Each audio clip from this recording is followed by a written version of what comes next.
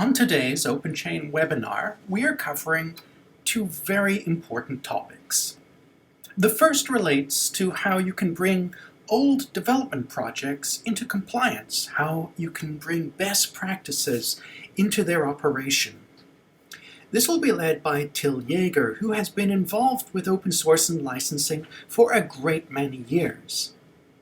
Our second presentation will be about how OpenChain ISO 5230 works with software quality management in general. In other words, how does the ISO standard for open source process management fit into traditional and forward-looking software quality management approaches? That talk will be delivered by Nicole Papler, a very frequent visitor on our calls. Now, the introduction of the original webinar was unfortunately lost due to a recording error. However, both presentations and all of the questions and answers are intact and will follow this small note. We include at the beginning of every call our antitrust policy notice. You can see the full policy on the Linux Foundation website, and if you're a Linux Foundation member, you can talk with our counsel, Andrew Updegrove. We will now proceed into the presentations, going directly to Till as he opens. So many companies are doing a lot of compliance work to bring new stuff into FOSS compliance. And I want to talk a little bit about my experience, how to deal with ancient developments that perhaps grow over years and how to deal with that. And so the typical situation is, for example, you have an internal development using free and open source components for many years. There was really no internal compliance process because it was considered for internal use, or even it's just 10 or 15 years old at a time where we know most companies or also research institutions did not have a lot of compliance in that field, or a very basic one. And then I saw several projects where the intention was to market it, and then people looked into the software and said, oh, it's tons of open source software involved. Well, what do we have to do to make it compliant, to have a copyright compliant product in the end, and how to do a cleanup. And yeah, that's the subject to do today, to explain a little bit what our approach is, how we dealt in several projects, and what are my experiences. Oh, we had some feedback there. It's fixed now. Bit of background noise. Okay, no, it's fine. The first thing is, what's the usual scope of our review? And most clients are interested not to reveal the proprietary developments as open source if they use, for example, open source libraries or the like, or have a Linux operating system with their own stuff on it. So that's the main issue in most kinds, but of course this is no part of real open source compliance. So what is a big issue in my view is open source license compatibility, because if you mix code from different sources, this is often a major problem. So I will explain a little bit more about that later. And of course, what you have to do if you're distributing the software, what are the license obligation of the licenses involved. And this needs help as well, because we're not talking about 5 or 10 different licenses, but perhaps 50 or 100, how you deal with that.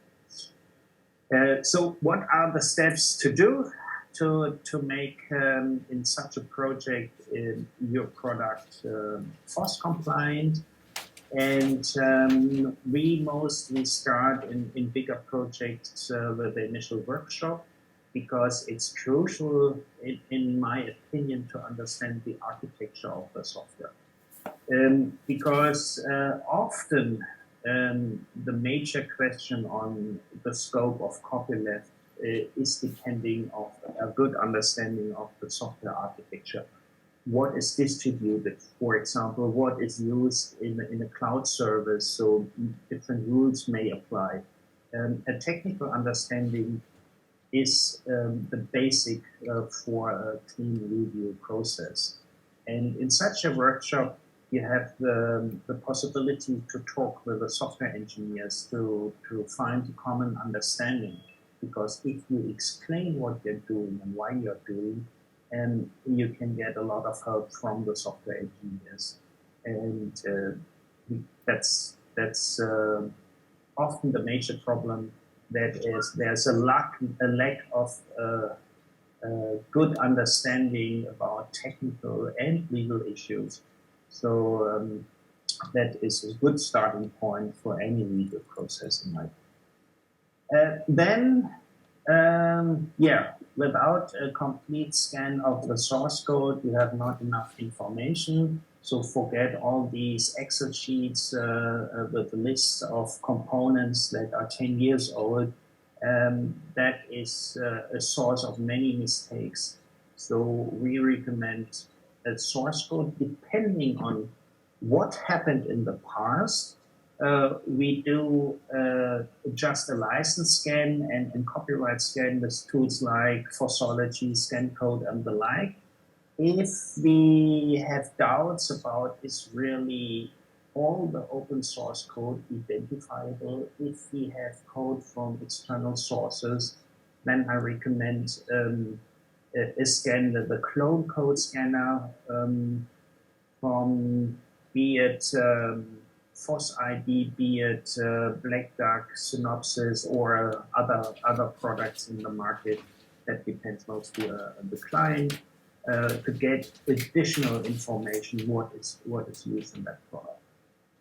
And then there's a lot of technical work of filtering the code, what is not used in the distribution, what is irrelevant, because that reduces the work quite a lot.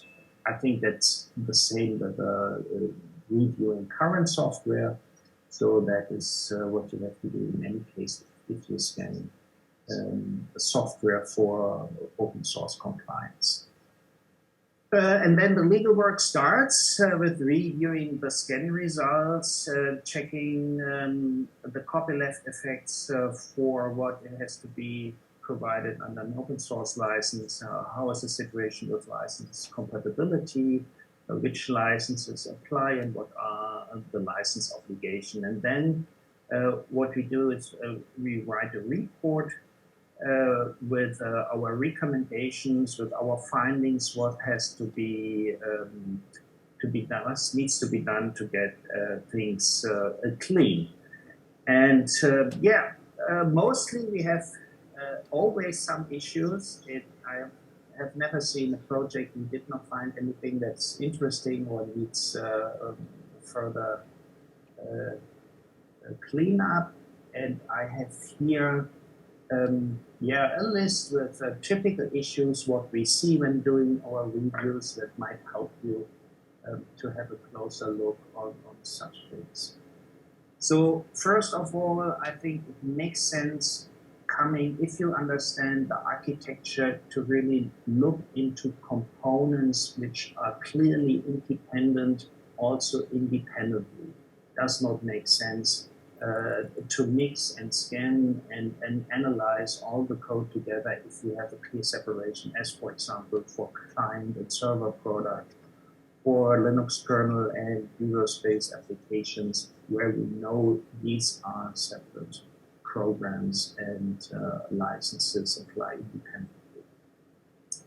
An interesting question is to which level of analysis you're going. So for example, if you have a mainline Linux kernel, Do you start from scratch looking into all the licenses, and we know it's a lot? Why do you say, well, I know the kernel from this version, many people looked into it, so I only look into modifications, or I accept it as is, as compliant? That depends on the actual situation, but of course it makes a difference if you have unknown components, just any libraries from GitHub, where you know not so many people are looking on that. And of course, it's much more probable that you have findings in such components. So at least it makes sense to concentrate on those components instead of taking everything on the same level. But of course, it depends on the concrete project. Sometimes you have the question, what is copyrightable if you're dealing with header files, with stuff that is not clearly identifiable? Is that code really copyrightable? Of course, that is a question many lawyers do not like to do, because often it's a gray area, but sometimes it's necessary. And of course, it helps if you have the relevant background knowledge about what is technically happening there, or sometimes the license information as well as GPL can help you. A very interesting point is if the client uses software tools, and such software tools are copying code into the target, that can be a major problem because it can spread copyleft effects. I do not talk just about the GCC or Bison, so well-known tools that do such introduction or introducing into the target code. But I had a project, for example, that was in the Eclipse world, and that was really copying code into the application developer that with that framework or whatsoever it was. And we found that, and Eclipse public license with the copyleft effect created a problem in this particular project. And what we did was contacting the developer of the project. Was a single person project, and there was no problem to change the license for that code, and everybody was happy. So it's not just finding problems, it's also providing solutions. And in my experience, contacting developers, contacting projects, explaining what you're doing often gives a lot of help for those people. The specific European approach is, how do you deal with public domain software? Perhaps, as you know, in European countries, you cannot waive your copyright. So how do you deal with somebody in the US who has a waiver of copyright? Can you use it? What are the conditions and the like? We see that quite often. And of course, how to deal with code with absolutely no license information. Can you do an interpretation? Do you know where the code comes from? Can you apply the license of the whole project, or it looks like that it comes from external sources and perhaps has no license at all? And yeah, if you go through scam tools, of course, you have to look into problematic licenses to filter out false positives. And in my experience, this is always necessary. So for complete automation, you will never get the perfect results. We have very good tools, but each and every tool has its weaknesses, and sometimes you have to look into the code to do an interpretation of the license information included in the header or elsewhere in the code. That is sometimes necessary. And yeah, of course, you have also to deal with unclear licenses. For example, you know, OpenSSL license is not very clear about, is there a copyleft, what is the scope? So you have to give the client a little bit background information to discuss which risk they want to take and the like. And such situations, of course, can happen depending on which licenses you apply. And of course, also with the scope of strong copyleft licenses, sometimes there is some input needed so that the client can do a proper risk management, because we know there's no case law or not enough case law, and accordingly there are gray area. And to make clear how is the situation in this gray area field, how is the risk in this field, I think that's very important for also old and current projects. I already mentioned the subject of license compatibility, and license compatibility has much to do with an analysis on the licenses on the one hand and the technical situation on the other hand. So just to know that licenses are not compatible as such is not enough to give good advice. To give you an example, if you have a Java project with the libraries under CDDL, under LGPL, under NTL 1.1, under ETL, then all these licenses are incompatible among each other. But if they are limited to their libraries, then in this concrete technical situation, that would not matter because the copyleft is not triggered. So you have to do both if you do such an analysis, to look into how is it technically used and how is the situation, the compatibility of the licenses. And this needs quite a bit of experience, because which licenses are compatible or not is not an easy task to deal with. And I remember one case where we looked into an LGPL library and found one single file that was under GPL, because probably the developer was not aware what he or she was doing. So we had to contact that was a university to clarify things. So, but it can happen that you find really into one project one single file. And this leads me to the scope of checking license compatibility. It's not enough just to look into what is a main license of a component and to look on the level of components, for example, the main licenses of the libraries. You have also to look into a single component, because mostly you have what I call internal licenses. That means single files, code snippets under varying licenses. Mostly that is stuff under easy permissive licenses as MIT or BSD, but sometimes you can find problems, and therefore you have to do the analysis on file level. Otherwise, you would not find such problematic licenses. And yeah, last but not least, how we deal with the results from our analysis. I already mentioned we are writing a report to identify the issues we have found in the project, and also what we propose, how to solve them. And we give a checklist for the FOSS licenses involved, so it's clear what you have to do when you distribute the software under those FOSS licenses.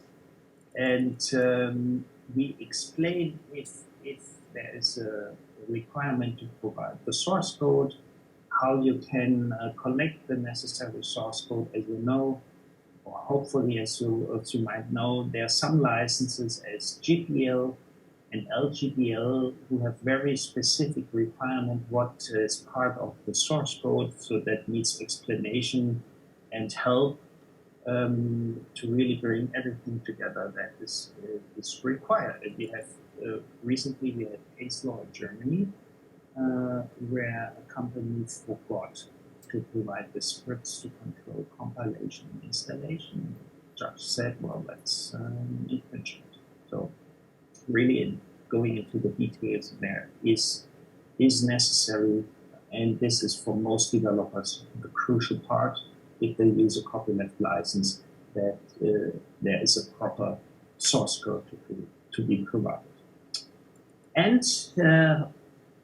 in the end, it makes sense to review how all the compliance work is implemented into a project, because knowing on the one hand what you have to do, and on the other hand to review, to make a quality management review, if the product is really compliant, is can reveal a lot of problems during implementation.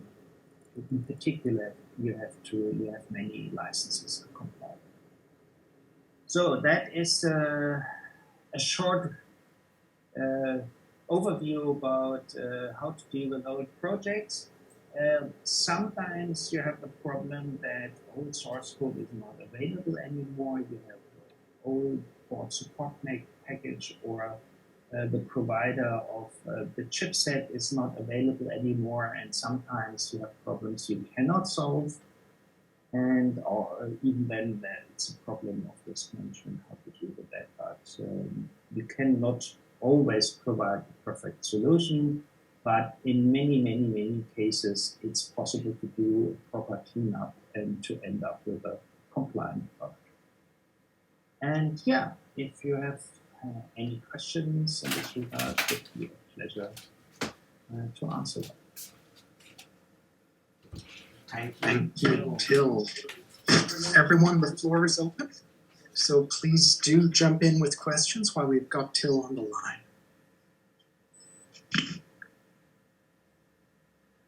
Hi Till, it's Steve here. Thanks for the presentation. You mentioned, since you're doing this work for clients and you're talking about license compatibility, that's to some degree a legal analysis issue. Whose legal analysis counts? Is that the client's legal analysis? Do you need to help them through that kind of thing?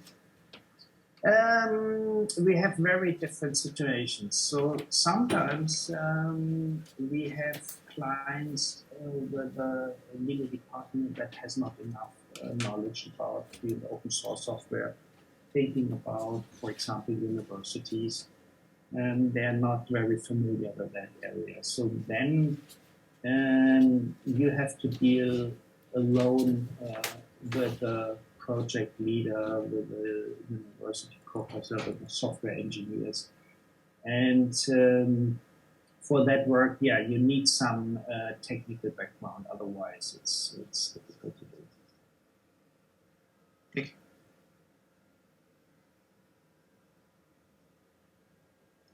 We have a little bit of time if anyone has a further question. Yes, Shane, I've got a question. This is Chris. Over to you. Thank you. On providing legal interpretations of the licenses might be a little dicey because each country's got slightly different copyright protection laws.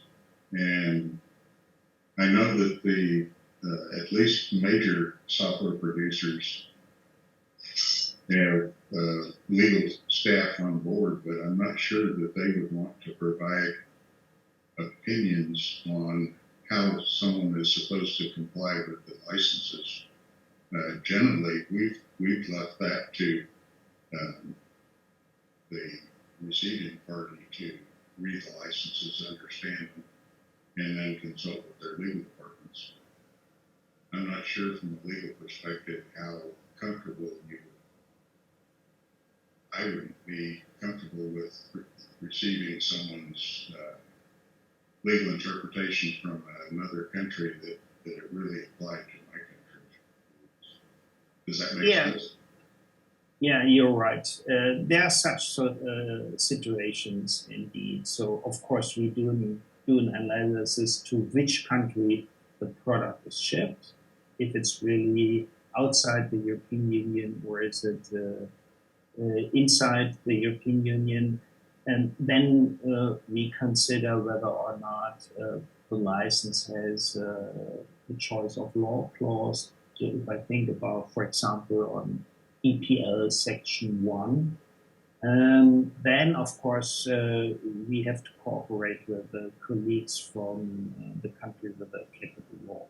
And if the customer is in a different country, then you have to cooperate with lawyers from such a country. Otherwise, you get into trouble. You're not permitted to advise in foreign law, so that is something we have to comply with as a lawyer. But let's say the biggest part of the work is international. I would say does not make a difference or a big difference which country is concerned. But if you're right, if there's license interpretation involved, specific copyright issues, for example, which rights do you need for a cloud service?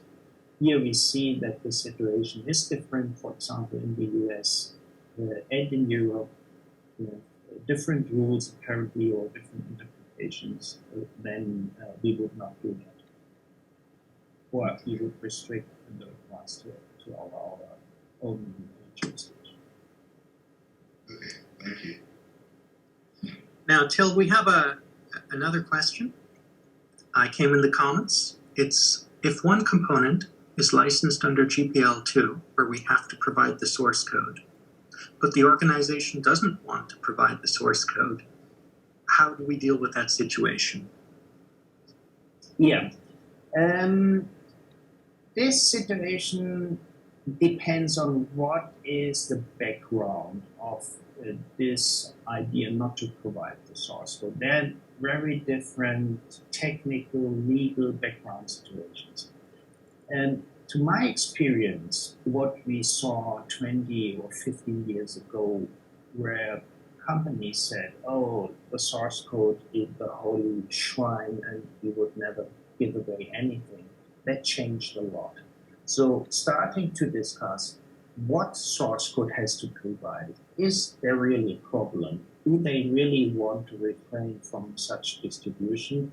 Is the first step you have to discuss to really find out if your client is sure that he or she does not want to provide the source code. If so, then of course the only solution is to change the software in such a way that you do not use GPL software to avoid that legal effect.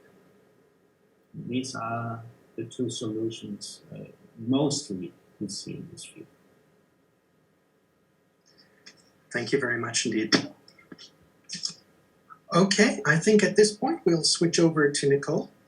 But we have one more question. So Stefan asks, depending on technical structure, for instance, a Java project, a seemingly existing license incompatibility might not be an incompatibility. Can you give an example of that?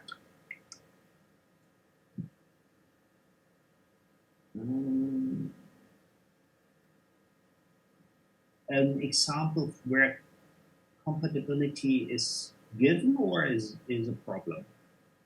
Is not a problem due to the type of technology being used. Yeah. So the classical situation that we face, that you have, for example, libraries under Mozilla or NPL or Common Distribution and Development License, which have a file-based copyleft. So if you have a component under such a license and you link it with a lesser general public licensed class library, that does not create a problem. So the copyleft is restricted to the specific library, and although you cannot share code within one file, or you cannot copy code under NPL 1.1 to an LGPL project, if it's just linked, in a Java project, that would not create a problem. Same is true with ETL version 2. So Java is a good example where you have often incompatible licenses in a technical situation. That is not a problem. And as far as I can see, even if you have GPL components, most of them have a class pass exception.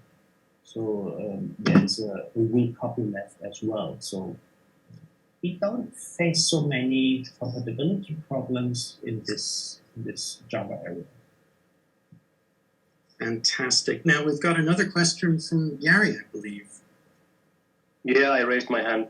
Thanks, Jill. Interesting stuff. And this is quite similar that I've been doing for the M&A, but it's maybe a little bit different thingy.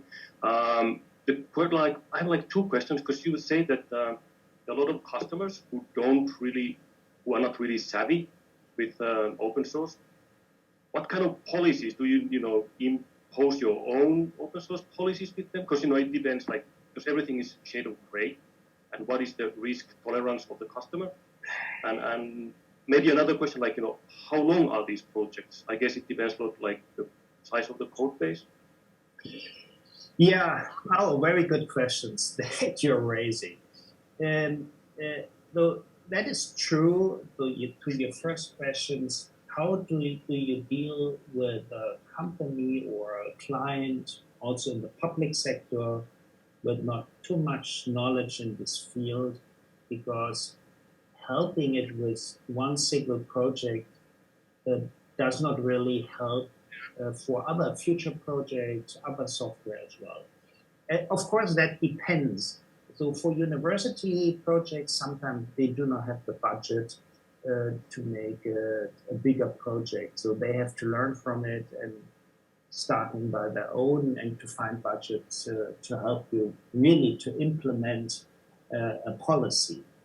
In many cases, so my first, depending from which field, but if it's, for example, Linux-based projects, I recommend, for example, to join OSADL, because this is an organization that provides tremendous information for their members. So that's very easy to start your own compliance work with an organization that has collected a lot of information. Of course, you still need somebody helping you with implementing, but nevertheless, that facilitates the situation. Same is true for OpenChain project or Linux Foundation and others. So joining an organization, meeting people with the same problems is a big help, that there's no doubt. Sometimes you can learn from one single project also for other projects, that's also helpful. And I do a lot of trainings. Doing trainings help people to do the job themselves is crucial. I cannot do all the work for all the clients to do that myself, so I have to bring them into a status so they can do them themselves.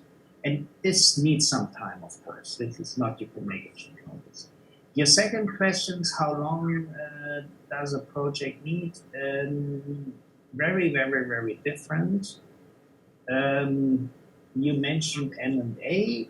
Yeah, you have a lot of time pressure. You have to do that quickly, 4 to 8 weeks. But sometimes it needs half a year, 1 year, if there is enough time. That really depends on the client. And, I mentioned university projects. They have sometimes funding over a longer time. So in the first step, they created a product scientifically, and the second step is to bring it into a market, and they have enough time for a longer process. That's, of course, different if you have M&A or something that is really urgent. Perfect, thank you. Alrighty, does anyone have a last question for Till? If not, Till, thank you for an incredible speech and also for the amount of questions and your great answers. It's really great to have had you present today, and we really do appreciate it. We're going to hand over now to Nicole, talking about OpenChain ISO 5230 and software quality management. Nicole, the floor is yours. Yeah, hey, great. Thank you, Shane. I'm so sorry I had to cancel my last my last attempt to do this presentation. But I'm happy to be able to do it today. So just let me share my screen. Fantastic. Thank you, Nicole, and we are delighted to have you here today. Yeah, thank you.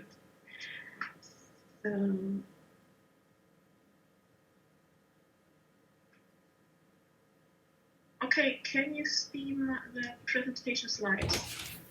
So should be the starting slide at the moment. Not here. Not yet. I start again.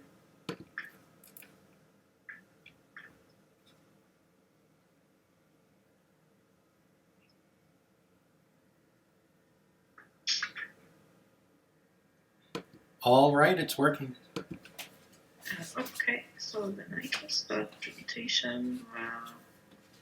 Where's the PowerPoint?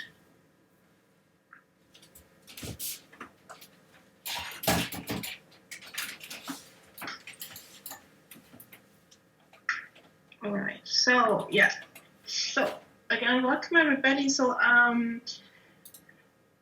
I'd like to tell you a little bit about my thoughts, or the general thoughts we have here regarding incorporating OpenChain to the standard quality management things that are around. So, and maybe have a short discussion after that. I know quality management is sometimes a tricky topic. People don't like it so much. So, just a short notice about where we do come from Electrometers. So, yeah, let's say our full work is mainly around software quality, software safety, security, managing of license compliance management processes. We do trainings. We do a lot of functional safety services still. So I think most people here, or at least some, know Andreas and me.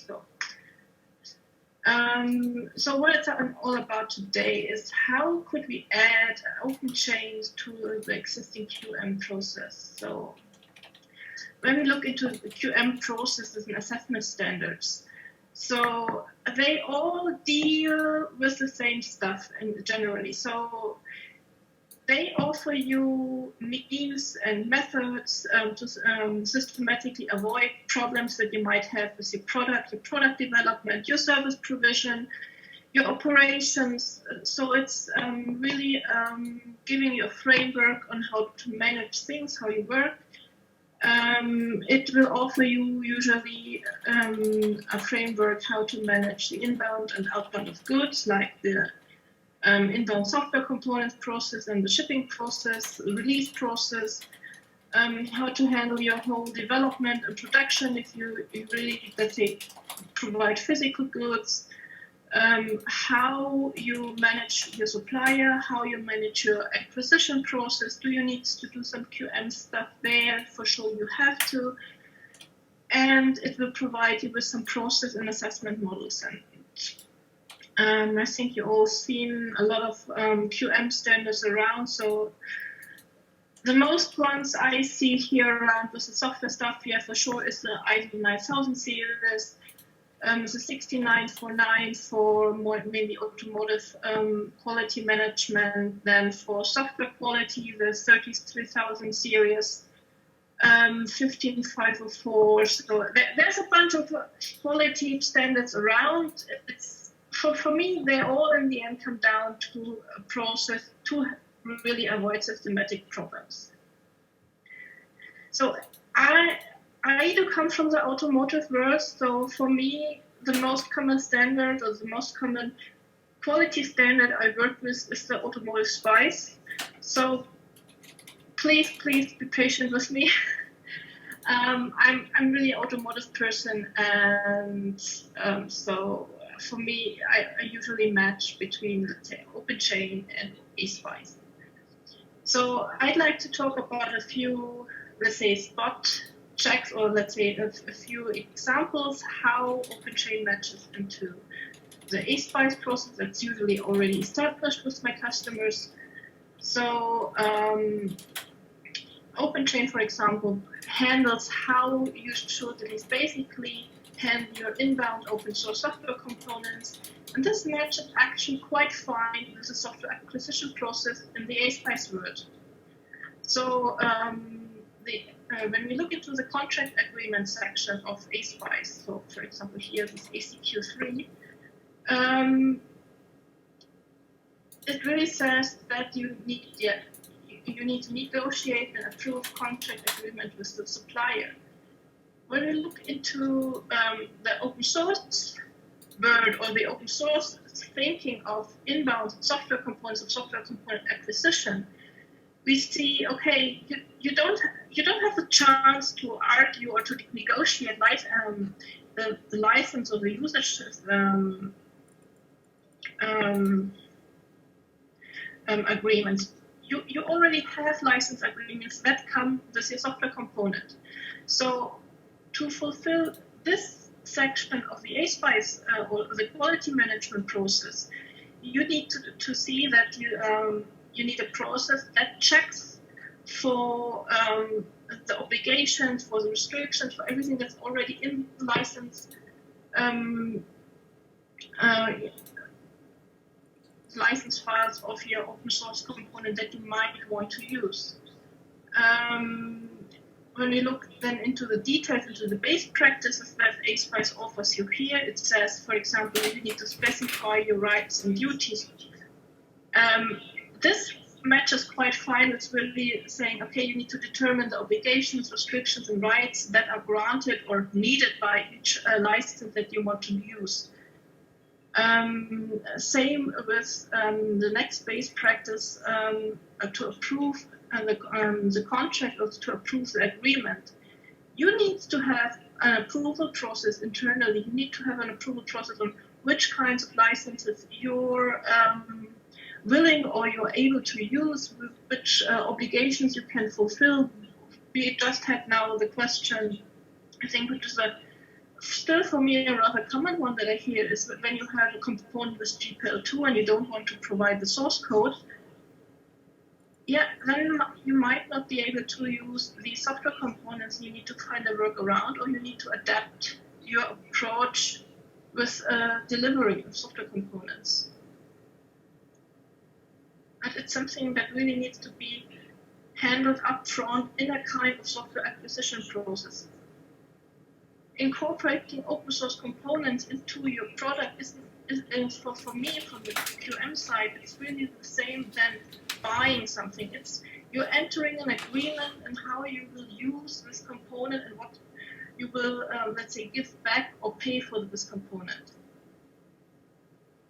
So another section that matches quite fine with OpenChain is in the section of legal and administrative requirements. We have the requirement that you need to have a supplier monitoring process, and this, on the other hand side, then matches quite well into how to handle your open source software in the supply chain. So here it's ASPICE says you need to identify relevant regulations. When we look into the open source view of things, we need to see that we need to be able to handle the use cases and the license obligations that we have in the inbound software components. And when quality management asks you to make sure that everything or everybody sticks to the agreed terms and conditions. Same when we look into the open source view of things, when we see also your suppliers or your inbound your inbound software supply chain, there needs to be a documented procedure how to use open source software, how to hand down the information which software components are in the delivery.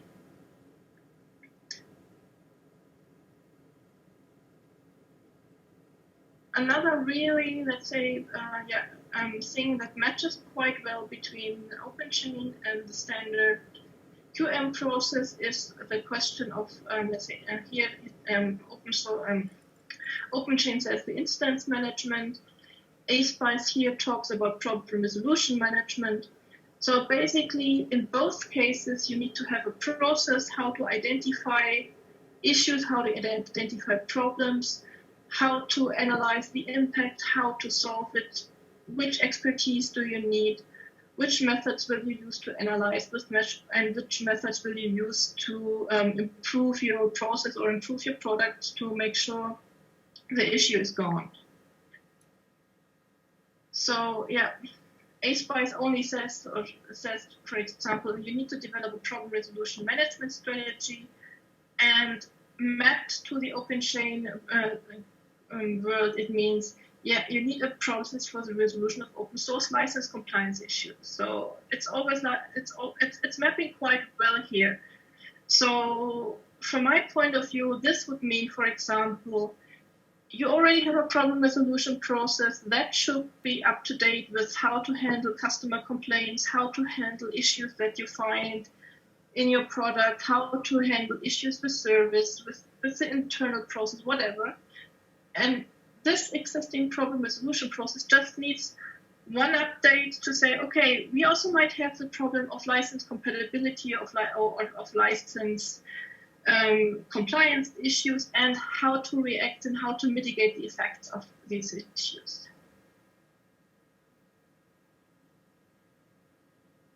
So the last example I'd like to show you is the mapping of the risk management. So there's also a risk management section, for example, in ASPICE. Oops, there's a copy-paste error. Oh, I'm really sorry. I have the wrong slide set. So same, okay.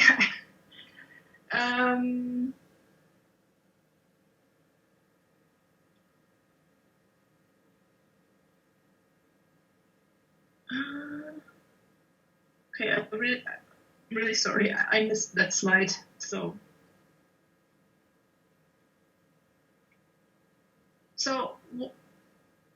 the story that I'd like to tell you is really, there is no need to define an extra OpenChain compliant process or a sub-process when you have an existing QM process. And I think most companies do have some, or at least there's some kind of knowledge around how things are done in the company. And that's the same with then updating this process, this existing process with the OpenChain requirements.